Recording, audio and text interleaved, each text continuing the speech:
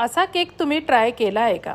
तर नमस्कार मैत्रिणींनो, आज मी हा केक तयार करणार होती. त्यासाठी मी अर्धी वाटी एवढं तूप गरम करायला ठेवलं कढईत आणि त्यात 8 ते 10 एवढे बदाम टाकले. बदाम छान फ्राय झाल्यानंतर त्यात 1 वाटी एवढा रवा टाकला.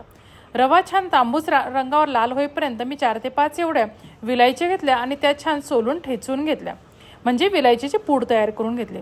रवा आता खमंग परतून झाला होता, पण मला याचा थोडासा रंग ब्राऊन करायचा होता, त्यामुळे मी थोडा आणखी परतून घेतला आणि त्यात नंतर मनुका ॲड केला. असं केल्यामुळे मनुका छान फुलतात आणि चवीलासुद्धा अगदी छान लागतात. त्यानंतर यात मी 3 वाटी एवढं पाणी ॲड केलेलं आहे, म्हणजे 1 वाटी रव्यासाठी 3 वाटी एवढं पाणी ॲड केलं. वेलची पूड टाकली आणि 1 वाटी एवढी मी यात साखर ॲड करून घेतली.